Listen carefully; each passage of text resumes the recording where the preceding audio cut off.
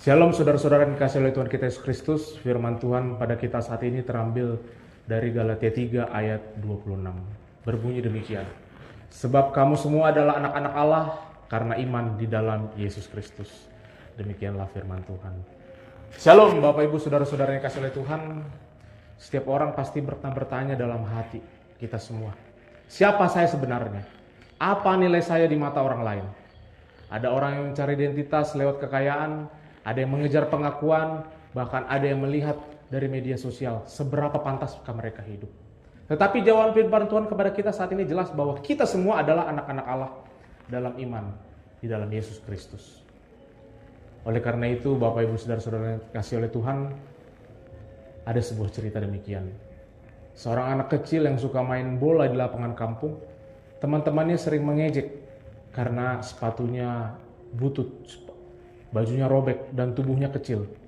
Anak ini sedih pulang ke rumah lalu bertanya kepada orang tuanya, "Pak, kenapa aku diejek terus?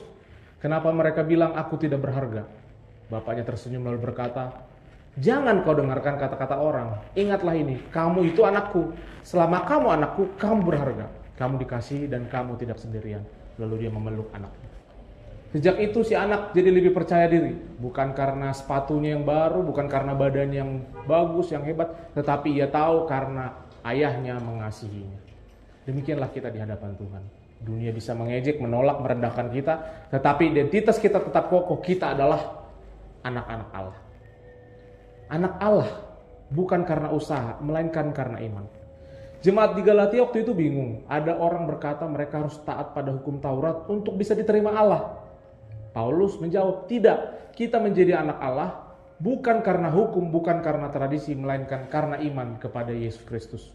Bukan usaha kita yang menyelamatkan, tetapi hanya oleh anugerah Allah. Berikutnya, anak Allah punya hak istimewa. Sebagai anak, kita punya hak. Kita diterima tanpa syarat. Kita menerima janji keselamatan. Dan kita hidup dalam pemeliharaan Allah. Kalau dunia sering membuat kita merasa tidak cukup, ingatlah, di mata Allah kita sudah cukup sebab kita adalah anak-anaknya. Anak Allah punya tanggung jawab. Anak punya tanggung jawab, yaitu mencerminkan bapaknya. Kalau bapak kita penuh kasih, kita pun adalah orang yang penuh kasih. Kalau bapak kita penuh pengampunan, kita pun harus penuh pengampunan. Kalau bapak kita benar, maka kita pun harus hidup benar. Jemaat yang dikasihi oleh Tuhan kita Yesus Kristus, mari kita bertanya dalam hati kita masing-masing, apakah saya masih sibuk mencari pengakuan dari dunia ini? Atau saya sudah yakin dengan identitas saya sebagai anak Allah?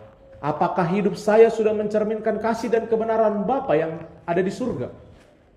Kalau hari ini Bapak Ibu Saudara-saudara merasa lemah, merasa tidak berharga atau merasa ditolak, ingatlah engkau adalah anak Allah dan itu lebih dari cukup.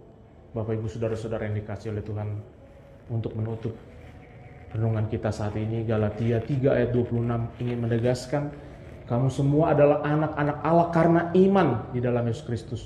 Dunia bisa mengambil apa saja dari kita, harta kekayaan kita, kesehatan kita. Tetapi ada satu hal yang tidak bisa diambil oleh dunia itu. Ya, ini adalah identitas kita sebagai anak Allah. Oleh karena itu mari kita itu bersyukur dan setia, karena status terbesar kita bukan apa kata manusia, melainkan kata Allah, engkau anakku. Demikianlah firman Tuhan. Bapa kami yang di surga, terima kasih karena melalui iman kepada Yesus Kristus, Engkau menjadikan kami anak-anak-Mu. Tolong kami untuk selalu mengingat identitas ini dan hidup memancarkan kasih-Mu. Dalam nama Yesus Kristus kami berdoa. Amin. Selamat beraktivitas Bapak Ibu Saudara-saudara yang dikasihi oleh Tuhan. Tuhan Yesus memberkati. Shalom.